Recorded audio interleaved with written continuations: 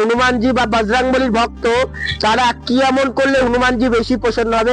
নমস্কার দর্শক বন্ধু, আমি অনুরাগ শাস্ত্রী। যারা হনুমানজি বা বজরংবলী প্রচন্ড ভক্ত এবং যারা পুজো করে, তারা আমাকে অনেকেই জিজ্ঞাসা করেছে কি এমন আমরা করলে সন্তুষ্ট হবে।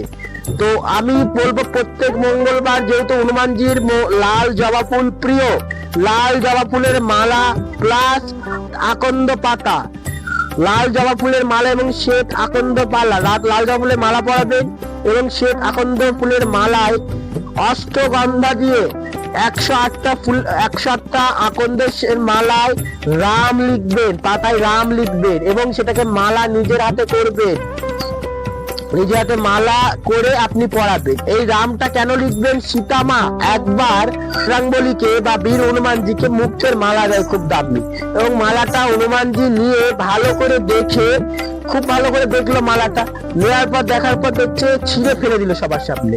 এবার সীতামা একটু অসন্তুষ্ট হলো, সবাই একটা রাগ করলো যে সীতামা এত দামি মুক্তের হাত দিল তাকে, তার ভক্তকে একটু ভালোবেসে, তো রেগে মানে ছিঁড়ে ফেলে দিল কেন? তখন পরে হনুমানজিকে জিজ্ঞাসা করা হয়, বলে যে জিনিস এত মূল্যবান মুক্তের মালা ছিঁড়ে ফেললে, যেহেতু যে জিনিস রাম নাম নেই যে জিনিসে, সেই জিনিস তার গ্রহণ করে না তিনি।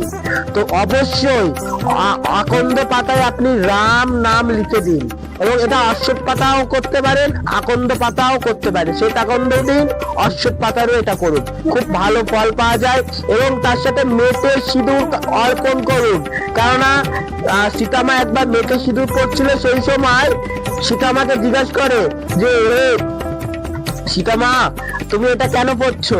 বলছে রামচন্দ্র এটা যাতে ভালো থাকবে তোমার প্রভু, তো রামচন্দ্র যাতে আয়ু বাড়ে তার জন্য পড়ছি। তখন হনুমানজি সারা গায়ে সিঁদুর লাগিয়ে নেয় রামচন্দ্রের নাম করে।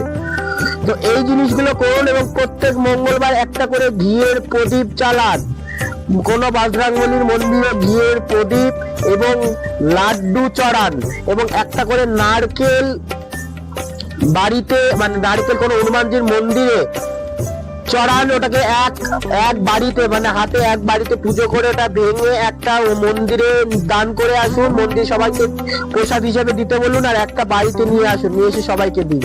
এই কাজগুলো করুন এবং হনুমান চালিসা পাঠ করুন। যারা হনুমান চালিসা পাঠ করছে ভালো ফল পাচ্ছে না, তারা একটু বজরংবাণ করুন, বজরংবাণ হনুমান চালিসার থেকেও পাওয়ারফুল বজরংবাণ। আবার অনেকে হনুমান চালিসা পাঠ করে হনুমান দয়া পাঠ করে না, তার জন্য পূর্ণ ফল পায় না। এই জিনিসগুলো করুন এবং প্রত্যেক দিন ওম, মানে এই মন্ত্রটা পাঠ করবেন, ওম হোম হনুমাতেই নামা। সকালবেলায় ব্রহ্ম মুহূর্তে যদি চান করে করা যায়, হনুমানজি খুব সন্তুষ্ট হয়। এই জিনিসগুলো করুন, খুব ভালো ফল পাবে।